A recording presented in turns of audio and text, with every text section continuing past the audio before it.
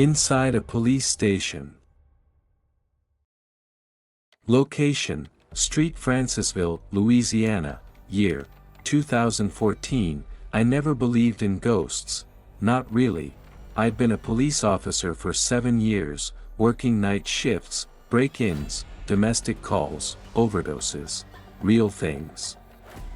Solid things. Things you can explain with paperwork and caffeine.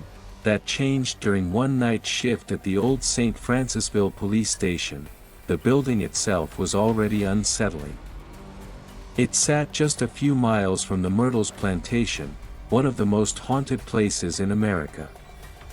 Locals joked that whatever haunted the plantation spilled over into town. We laughed about it during day shifts. At night, nobody joked. The station was built in the 1930s. Thick brick walls. Narrow hallways. Holding cells in the back that hadn't been updated in decades. Even during the day, the place felt heavy. That night, it was just 3 of us on duty, me, Officer James Miller, a 42-year-old veteran who'd worked there longer than anyone, and dispatcher Laura Bennett, alone in the communications room. At 11:58 p.m., James leaned back in his chair and said, half serious, "Just so you know, the cells get noisy after midnight." I laughed. Rats? He didn't smile. You'll see. Midnight came and went quietly. Too quietly. At 12:17 a.m., Laura's voice crackled over the intercom. Do we have someone in holding tonight?" James and I exchanged looks. "No," I answered.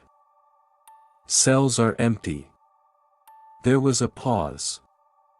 Then Laura said, "Then why am I hearing a man crying on cell camera 2? My stomach tightened. Cell 2 was one of the oldest cells. The camera feed was black and white, grainy, always flickering. We walked to the monitor together. At first, nothing. Then the audio picked it up, a low sound, like someone sobbing quietly, breathing hard, whispering something we couldn't understand. James muttered, "Jesus Christ." I grabbed my flashlight and headed toward the cell block. James followed, his hand already resting on his weapon, not because he expected a suspect, but because fear doesn't care about logic. The hallway felt colder than the rest of the station. My breath fogged slightly, even though the AC wasn't that strong. When we reached cell 2, it was empty, no one inside, no movement, no sound. Then the cell door slammed shut, right behind us. The impact echoed through the hallway. My heart jumped into my throat. I spun around, flashlight shaking. The door was locked. James tried the handle.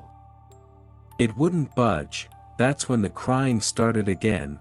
This time, it wasn't coming from the camera.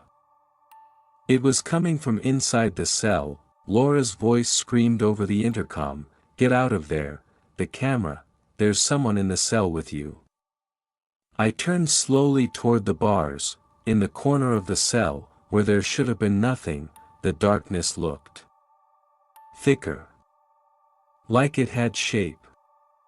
Like it was crouching, and then I heard it clearly, a man's voice, right next to my ear, "Please don't lock me in again." James pulled me backward hard. The cell door flew open on its own. We ran.